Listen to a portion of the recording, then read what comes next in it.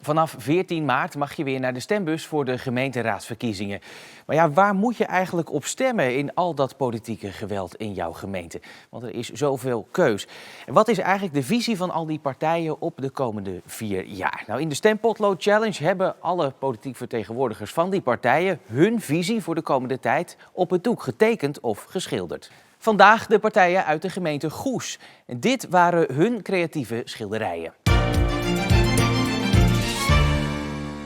Mijn naam is Gonneke de Boe van Partij voor Goes. Wij voor de Partij voor Goes zijn een mensenpartij. Wij staan voor de mensen. Het sociaal domein willen wij voornamelijk dat er 1 regisseur komt en 1 plan voor 1 gezin.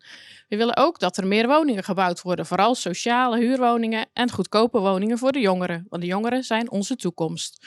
Voor het milieu. Wij willen dat het milieu natuurlijk duurzaam wordt, maar het moet niet uit de portemonnee van de burger betaald worden. We willen ook veilige fietspaden, vooral voor de jeugd die naar school moet fietsen. Dat is wel zo fijn. En de rotondes moeten voor alle weggebruikers duidelijker worden. Dus stem Partij voor Goes. Ik ben Joost Govouw en ik ben lijsttrekker voor het CDA Goes. Het CDA Goes staat net als de afgelopen jaren weer klaar om voor u aan de slag te gaan. En samen is een klein beetje ons thema deze verkiezingen. En samen verder is zelfs de titel van ons programma. Omdat dat ook een beetje de wijze is waarop wij naar de samenleving in zijn geheel kijken in de gemeente Goes. Wij denken niet aan jij of ik, maar aan het wij. En ik hoop dan ook in ieder geval dat wij in een samenleving voorstaan waar wij omzien naar elkaar. Dat betekent voor iedereen een betaalbaar huis. Dat betekent goede sportvoorzieningen. Een sociaal vangnet voor degenen die moeite hebben om zichzelf overeind te houden. Dat betekent verduurzaming, maar wel op een schaal die voor iedereen betaalbaar en haalbaar is. Ik hoop op uw steun te kunnen rekenen en stem daarom CDA Goes. Mijn naam is Kees Pillen van de VVD Goes.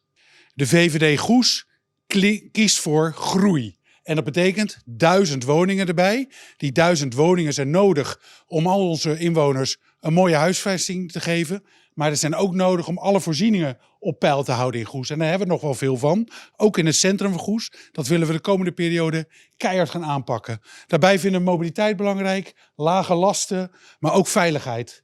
En daarbij vind ik het ook belangrijk dat we ondernemers de ruimte geven. En daarvoor wil ik een MKB-loket starten. Stem 16 maart, VVD Goes. Beste inwoners, mijn naam is Vincent Mareels, lijsttrekker van Nieuw Goes.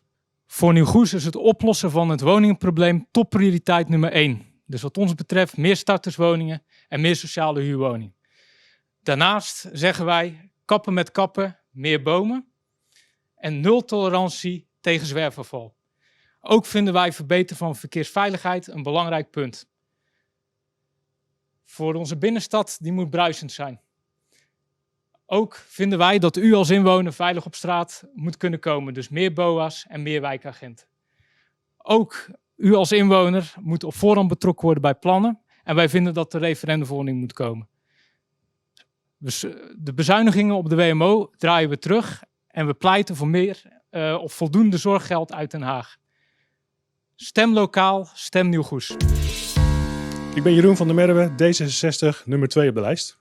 Nou, wij zijn voor meer de inwoners centraal stellen in Goes. De inwoner moet geschikte woonruimte hebben in Goes. Niet alleen nieuwbouwwoningen, maar ook bestaande woningen verduurzamen en renoveren moeten op de agenda. De inwoners moeten meer inspraak krijgen. We willen werken met een burgerforum. 100 mensen uit alle hoeken van de gemeente.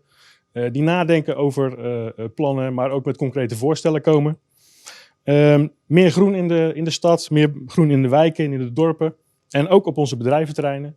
Groen is niet alleen goed voor het klimaat, maar ook voor de mentale gezondheid van inwoners.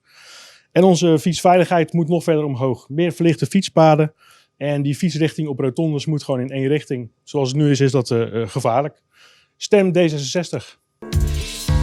Johnny Lucassen van de SGP ChristenUnie in Goes. Deze verkiezingen, 16 maart, willen we ons hard maken voor meer woningen in Goes. Voor jong en oud. Tiny houses is voor ons zeker een van de mogelijkheden. Daarnaast gaat het ook over duurzaamheid en klimaat. Daar willen we ons voor inzetten. Isoleren van huizen, want minder verbruiken is misschien wat ons betreft ook wel een speerpunt. Daarnaast goed onderwijs in Goes. Goede zorg voor onze jongeren.